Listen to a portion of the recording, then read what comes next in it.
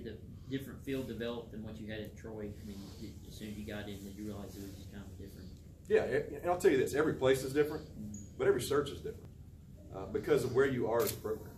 So, in other words, where we are as a program now, after coming off a 20-win season, is very different than where we were as a program 3 or 4 years ago. And so every search is different in that regard. Not only the candidates are involved, but where you are as a program and what's needed at that time. I think it's very important to understand that. And so it became clear what our need was, and I talked about the profile during the press conference.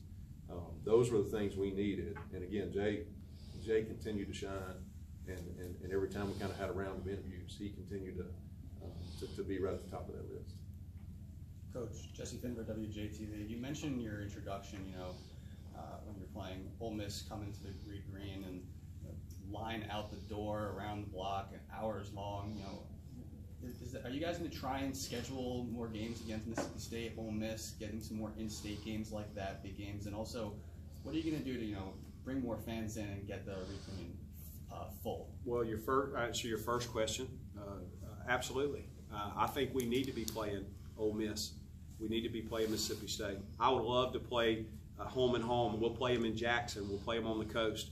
In fact, at Southeastern Louisiana, we began playing a neutral game with Ole Miss in Jackson last year. Incredible event.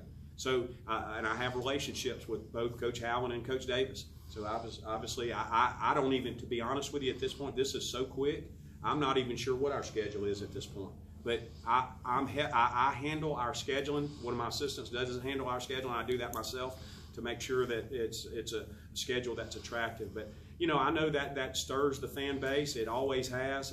What sport? Those are our in-state rivals. And it's time for us to start standing up and being counted versus Ole Miss and State. So yes, we look forward to playing. I hope that they'll certainly agree. It takes two to tango on that deal. But we have good relationships with our coaching staff, and I would be very positive that we would be able to work something out that would be attractive. And like I said, I'm really excited about either a home and home series possibly, or playing neutral site games at some of the places across the state, which helps also promote our program. Coach, even 5 years ago, it seems, at least amongst the fans, your name was always out there as a possibility for this. But what makes this timing right for you right now? Well, a good question, Jeff. It's time.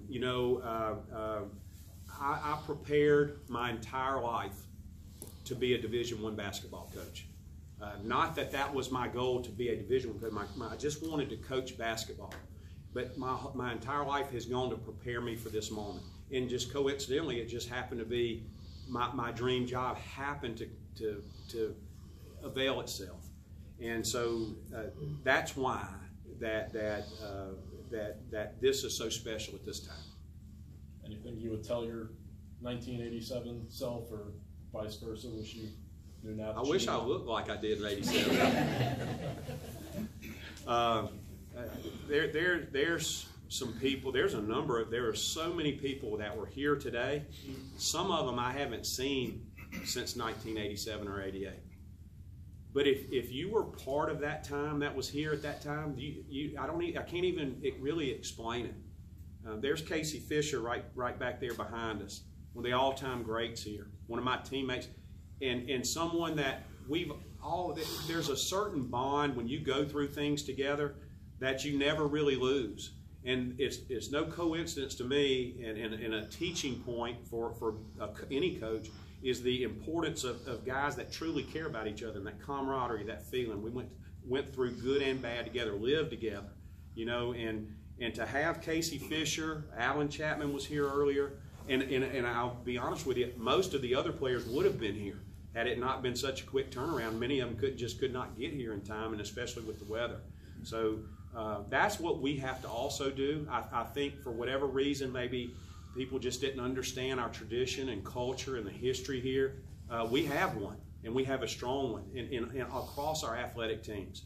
And I never really realized that as much as I was playing here until I got out coaching in other places, and the reverence that people talk about the old Southern Mississippi, or Mississippi Southern, sometimes they were for two football teams, how tough they were, physical. Our basketball team, that's what I talked to our team about here last night, about how we're going to go about things and what our identity is going to be. So again, I want to thank Casey for being here. Has been a long-time great friend and supporter. Again, one of the all-time greats. For him to come back, make the effort to come here, drive here this morning from Vicksburg, Case, means a lot. I appreciate that. Coach. Yes, sir. You know, MK Turk, he likes to shoot threes, you know, shoot a lot of threes, get out on the break. Is that the kind of offense it's going to be? Well, we're gonna put our team in the best.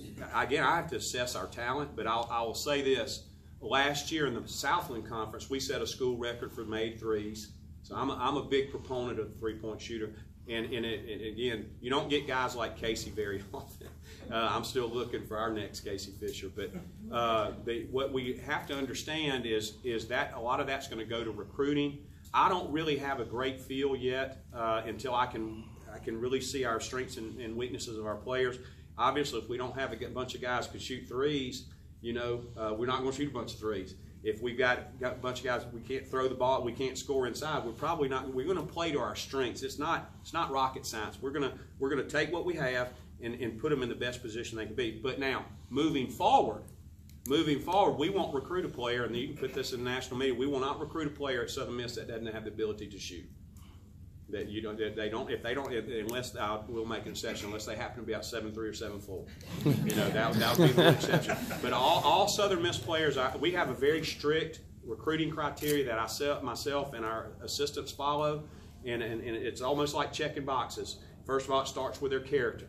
It starts with their interest in being a student athlete. Because in today's society, in today's climate in NCAA with APR and all these things, they have to be engaged in their schoolwork.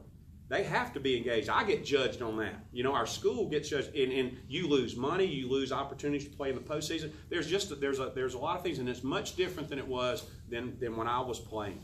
So, but back, I don't mean to get off on that tangent. It was important I said that, but a part of our recruiting criteria certainly will be guys that can shoot, and absolutely we're going to recruit guys. If we don't, I think we have guys. The little bit I know, I think there's some guys on our team that can shoot the basketball, and I think a great yes, we're going to shoot. We intend, if we have those players, to shoot threes. I'm sorry about that. I got a little bit off kilter there. About time for about one or two more. Glenn Dyer, 247 Sports. Good to see you, Coach. How's the game evolved to you as a head coach now since '87? How's the game different now? Shot clock's a little bit shorter. A lot more ball screen action than we ran when we were playing. Coach Turk was and I have to give Casey credit. Casey and John White and Derek Hamilton and Randolph Keys had a lot to do with changing the way that we played.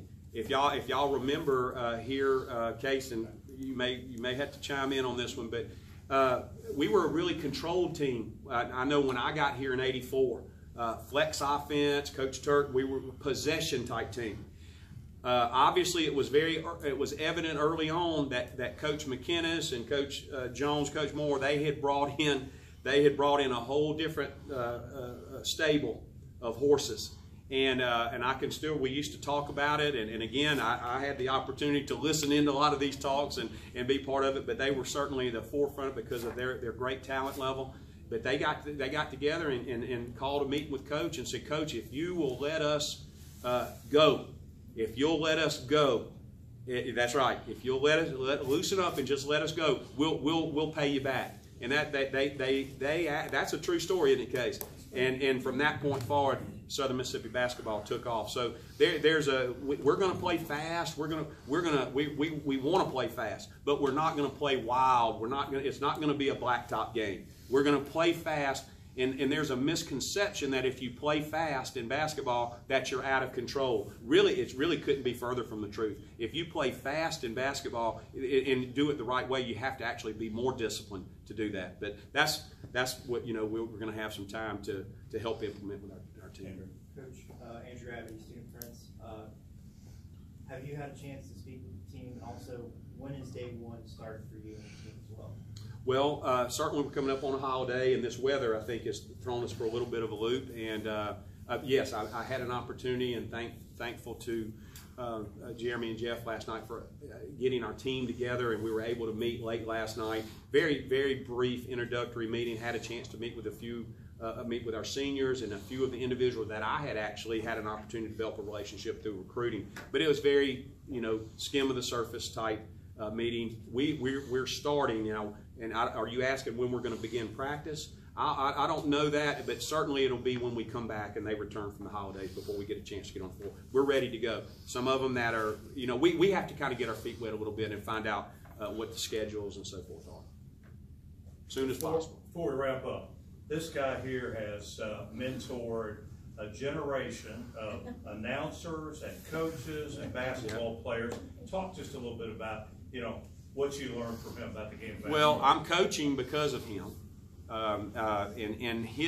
He didn't want to hear this when I was growing up, but the real reason that I'm in teaching and coaching, and I'm a teacher. Coaches are teachers. Good coaches are teachers. I'm a teacher. I'm proud to say I'm a teacher. I'm a teacher of basketball. But I saw the impact that he had through coaching and through the sport of basketball on other young men's lives, on helping them become successful people. And then I saw the impact that the never-ending relationship, the lasting relationship that he had and still has with his former players. And I simply learned that was the way to do it. And I told our players last night, we're going to have a relationship now, whether you like it or not, for the rest of your life. And I owe my dad all of that. He certainly has formed my philosophy. I've had a lot of people that I've been influenced by in terms of my coaching basketball, but philosophy from when I first started coaching and certainly to right now. But now he's become such a great supporter. And it can't be John, I'm glad you brought that up, because it can't be undervalued, the connection that we have to so many former Southern Miss that has just kind of been left out there. I think it's unacceptable for a guy that's coaching basketball in Jackson who played at Southern Miss that they don't have any connection to us anymore. I've got to rebuild that. And his player, and he gets a good player every 2 or 3 years. That's a Division I player, and he goes to Ole Miss, or maybe he goes to Southeastern Louisiana. Because that's happened too. And his coach, maybe he even played here. That's the value of the program that they had when he was here. His great impact on so many basketball coaches. But now those basketball coaches are athletic directors and principals. Some of them even retired. But we can put our hand, he and I have talked about this, we can put our hand on a Southern Miss man in every single junior high and high school, junior college in the state of Mississippi, most in Louisiana, most in Alabama, Florida Panhandle, and up to Memphis. There are Southern Miss people now that we're fixing to go make those connections and get those people getting that highway back, that 20 back south.